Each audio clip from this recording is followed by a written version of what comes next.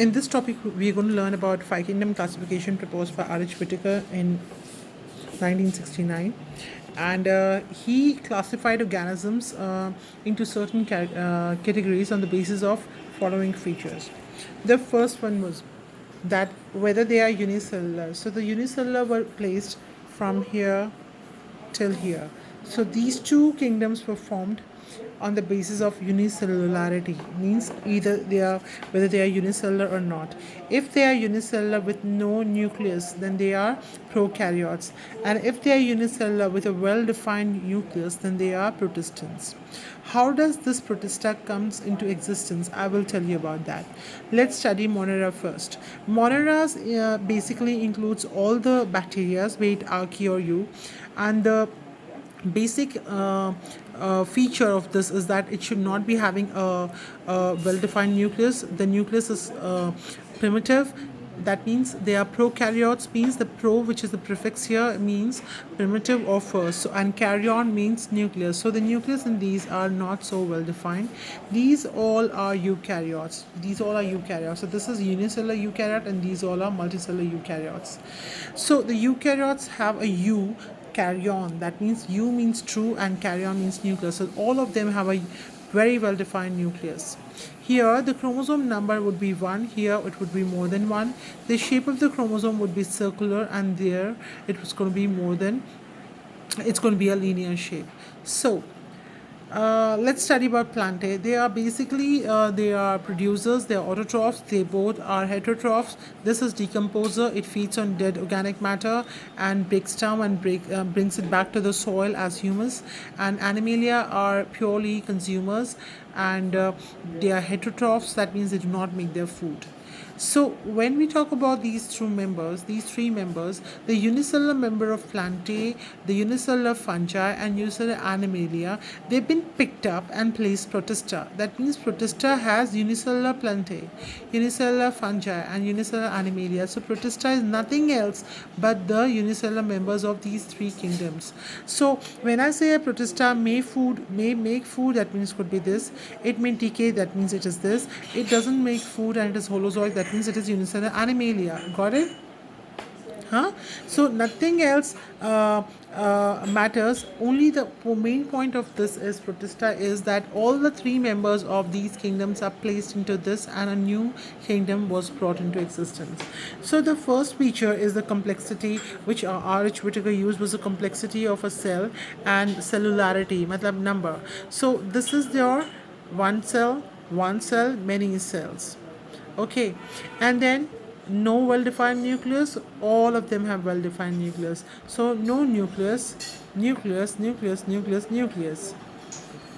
Then here you see the direction of evolution. The monorans came first, they evolved first, and then we.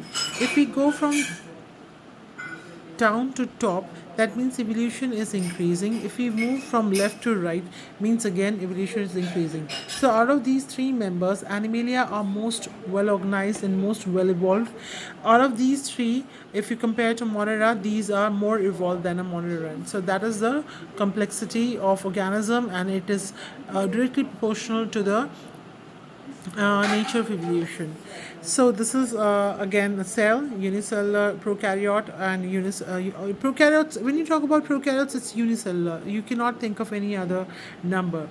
And when you talk about eukaryotes, so they are these categories: unicellular eukaryotes, and multicellular eukaryotes. So what are plants? If you talk about nutrition, then they perform photosynthesis. They have chloroplast, which contains chlorophyll. So they are autotrophic, heterotrophic. Fungi are heterotrophic, but they are basically their mode of nutrition is absorption.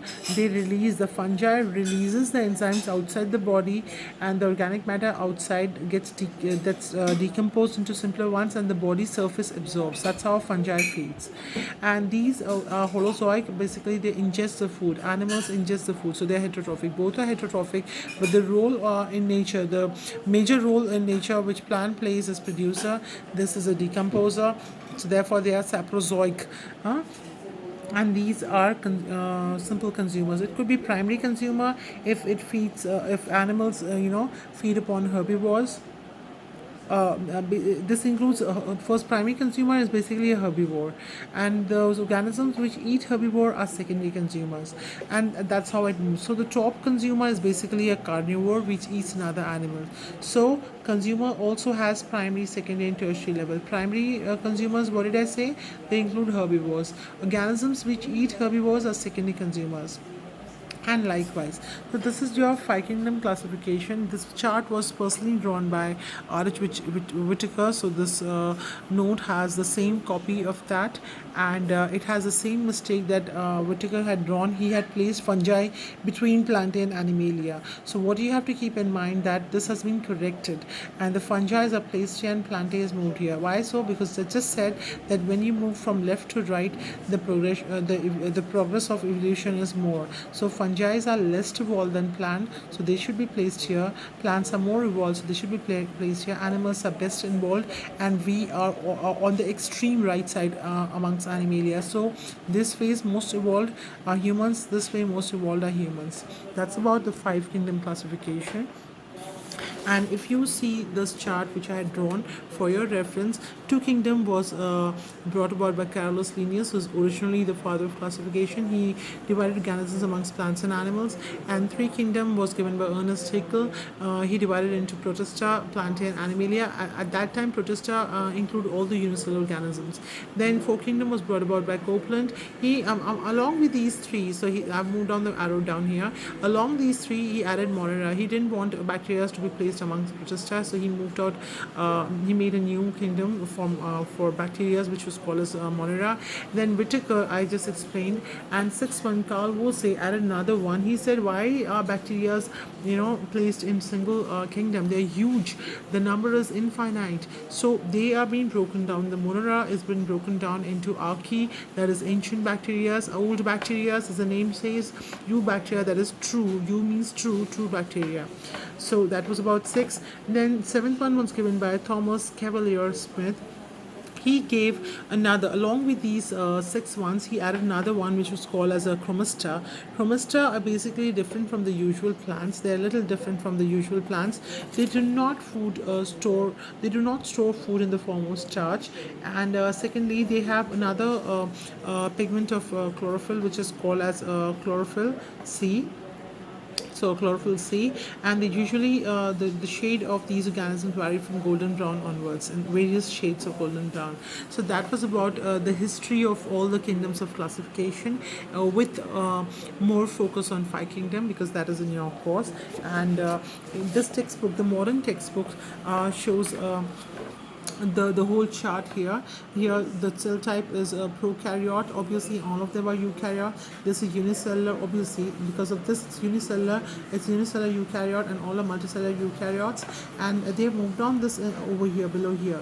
So what do you mean by cellular? Means it's one cell, many cells. So obviously cell type and organization should have been placed together, but they have not. Then membrane, obviously not, and all of them, because that's cell membrane should have been kept with cell type, but since they've written it like this, then I have no option but to explain you why they have that they have written in this manner. So prokaryote means unicellular and absent nuclear. Eukaryote means unicellular and protista is this unicellular and with a well-defined nucleus, and now onwards all of them will have so the nature of cell wall. We know, we'll start with plant because we know that they are made up of cellulose, and we don't have it, animals don't have it. And in fungi I said it's chitin, so it's also called as fungal cellulose. Okay, it doesn't have a normal cellulose as just like a plant. The structure is a little different, more complex than usual cellulose. And in eukaryotes, I just said protista, I just said that protista are members, nothing else but members of unicellular fungi, Plantae and Animalia. So when the protistans are unicellular fungi, it will definitely have a chitin cell wall. When the member of protistans are unicellular Plantae, it will definitely have a wall of cellulose, and when the members are unicellular Animalia, then it will definitely not have. So that is really complex, but if you keep in mind that protistans are nothing else but the unicellular members of these three kingdoms, things will become simpler. So therefore, the mode of nutrition becomes complex. I said these are heterotrophic, so could be. I don't know why they've not mentioned. Please write parasitic here. Parasitic. They could parasitic. These are animals could be parasitic, or they feed upon dead organic matter. So they may be playing very important role of decomposers, holozoic, just like us. They put food in their mouth. Plantae are autotrophics because they are photosynthetic, and then comes fungi. They do not make food. They are definitely decomposers again. They are also decomposers, and they are also parasitic in nature. We all know that ringworms and all are fungal infections, right? Then protista. I don't have to mention you again and again. I just said that what will be the mode of nutrition if it's a unicellular plant? It will be making food. Unicellular fungi, it will be decomposing. Unicellular animalia, obviously it will be heterotrophic. So all of these could be mentioned out here. Then comes the last but not the least. I'm taking up as the last topic because it's really diversified. They have the points are a little less written out here, but there's so many diverse forms of nutrition in bacteria, unimaginable. The number is numerous. So the bacteria are of two types. Some are autotrophic, which they make their own food, and some are heterotrophic. That means they may be saprophytic or parasitic. We know there are many bacteria which causes diseases in us. Okay, it could be pneumonia, or in plants it could be citrus canker, etc. So if the bacteria is making its own food, then we call them chemosynthetic. If they are using that is chemosynthetic includes those bacteria such as the one which feed on iron. So iron gets rusted, so that is because of ferric bacteria. Then they are phosphorus bacteria if they need phosphorus to make food. Then they are sulfur bacteria. In sulfur springs there are sulfur bacteria. So chemosynthetic includes sulfur bacteria, iron bacteria, phosphorus bacteria, etc. Photosynthetic bacteria.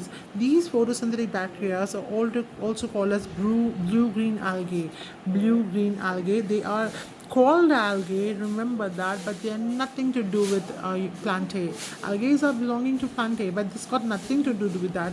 Just because they make their food in a very simpler manner, they are called as algae, blue-green algae. Which are they actually? They are nothing but bacteria. So blue-green algae are actually bacteria which are photosynthetic. So blue-green algae. The pigment has a bluish-green tinge. That's why we have said so. So usually bacteria are broken down into these three. Autotrophic has two parts, chemosynthetic and photosynthetic. Chemosynthetic, I just said, it could be a phosphorus bacteria, it could be a sulfur bacteria. We know about nitrogen bacteria, we know about iron bacteria. We've seen many iron furniture getting rotted. This is nitrogen, yeah? You've learned about this in legume plants.